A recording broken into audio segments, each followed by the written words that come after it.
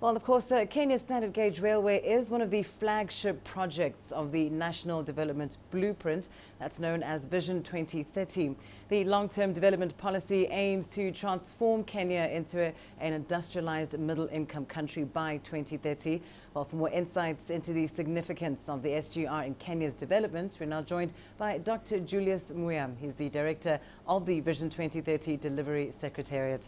Dr Muia, thank you so much for joining us. Now, indeed, Vision 2030 is an ambitious task for Kenya. Just explain for us how the SGR ties in with Vision 2030 in terms of really the practical benefits that it will bring as far as Kenya's economic development is concerned. Good. Well, thank you, Lindy. The thing about Vision 2030 is that, and I like the way it was introduced, it's a long-term development framework for this country. And the way it is structured is that we should not be doing things in the usual small incremental way. We're supposed to do things in an unusual way and get involved in large projects. And that is what the standard gauge railway line is about. Because when we were preparing Vision 2030, it emerged that infrastructure has not been given the attention that it deserves. And noting that infrastructure is a key enabler in any economy. Therefore, the Vision 2030 within the enablers pillar, we established that we need to look at a lot of infrastructure, road, railway, airports, water, and a lot of other infrastructure, including energy.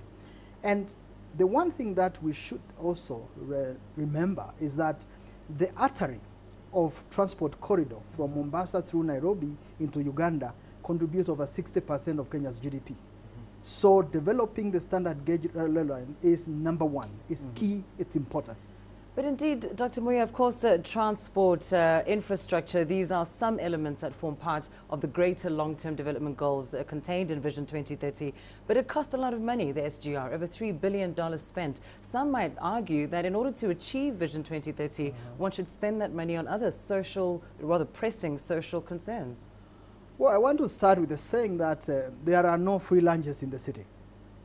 So if you want development, and that is what Vision 2030 is about, we identified that we've got to look for big money, invest in big transformational projects, not the little projects which are incremental, and these ones are supposed to have significant multiplier effects, so that now, based on that large project that you have identified and implemented, then you can have not only direct benefits, but other indirect benefits, which will feed from that huge project. And that is what informs this 327 billion Kenya shillings investment, about 3.2 billion US dollars.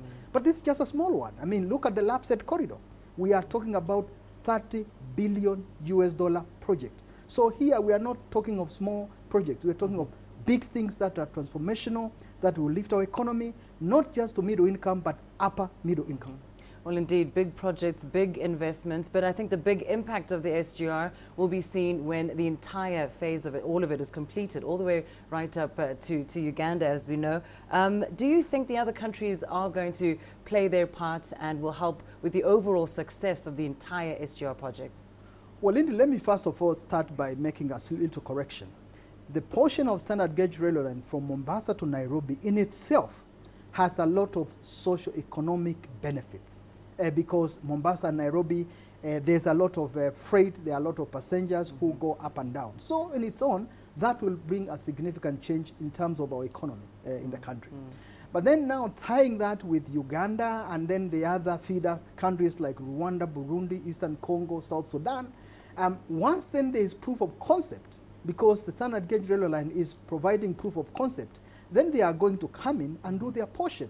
Because when we do phase 2, from Nairobi through Naivasha, Narok, Kisumu, and then to Malaba, I mean, it will be now for the Ugandans to do their bit. And bingo, they will be connected to Mombasa, where the transport costs are going to be more than 50% lower than they have been before. Indeed. Yes. Exciting times ahead. Thank you so much, Dr. Muia from Vision 2030 Secretariat, on the amazing benefits that lie ahead for both Kenya and the region at large.